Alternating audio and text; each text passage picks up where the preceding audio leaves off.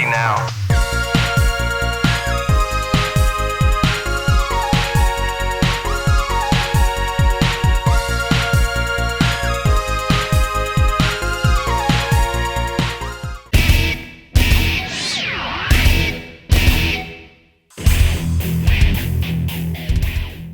Amongst a glut of extreme sports games to come from Acclaim, Jeremy McGrath's Supercross 2000 is one which fulfills its duties with a minimum of effort.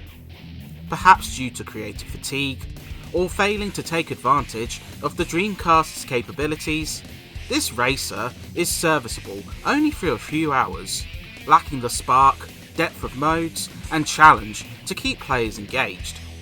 Unless you're desperate to attain a full collection, or to get your fill of extreme sports, this one is probably best left on the sidelines.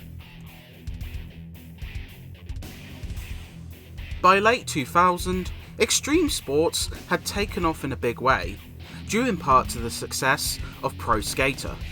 Acclaim's efforts in this genre are numerous, and Supercross 2000 marks the second motocross game fronted by the American MX star. On the track, it plays without much flair or depth. Bikes handle with almost no weight, allowing for some huge jumps and steering around corners. But tracks all feel straightforward, and lack anything noteworthy. As well as McGrath himself, you can choose from a myriad of riders, or make your own, but only bike tweaks really change how they play. They may as well be palette swaps. Supercross ultimately will satisfy anyone desperate for an MX racing game, but is perhaps one of the most uneventful on the market. There is a collection of modes here, but they also lack depth. The main portion of the game is the series mode, allowing you to race AI in a series of events. The structure is straightforward, with one tourney consisting of outdoors competition, the other indoor, and then a finale which melds both. It's pretty pedestrian stuff, worsened by the fact the AI can swing from laughably slow to infuriatingly tough, depending on which difficulty you choose. You can switch to 250cc after completing 125cc, but it's just the same tracks, events, and tedium.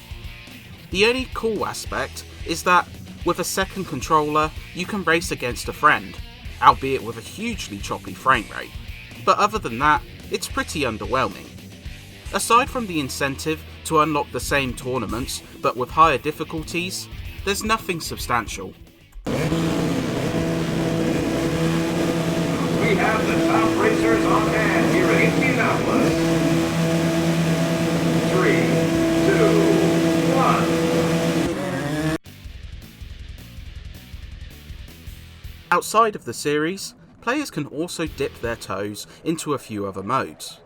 Time trials let you race against the clock, single races can be set up, and lastly, players can try their hand at tricking in freestyle. Across a few special courses, players can perform tricks and earn points against a timer, and earning higher scores unlocks more courses. Unfortunately, with such odd physics, nailing tricks is actually quite difficult.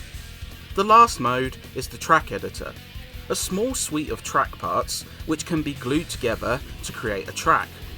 It's very basic stuff, but if you get a kick out of creating your own monstrous courses, you may find value in it nonetheless. Much like the core game, none of the modes are particularly terrific, but they get the job done. The only major disappointment is how poorly Acclaim would take advantage of the hardware. Supercross doesn't have much visual pizzazz to it, with flat tracks bearing poor detail, an inconsistent frame rate which swings between smooth and dodgy, and some of the weakest looking weather effects seen.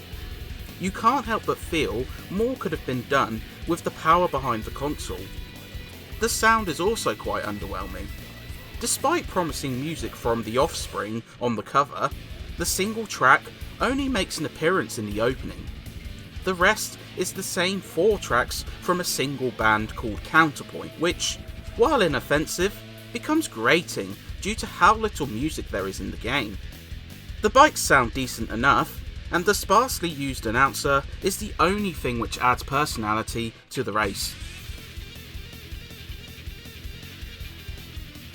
And that's just what Jeremy McGrath's Supercross 2000 is lacking: personality. Calling it a bad game might be a stretch, as it fulfills its duty as a motocross racer to the bare minimum, but that's also the game's biggest problem. There's no sense of flair, no incentive to stick with it after a few hours, and barely any pomp and circumstance associated with this sport. Dreamcast owners desperately needing a fix of extreme sports may still find value in it, but for anyone else, it's a bland racer which is also a disappointing use of the console's potential.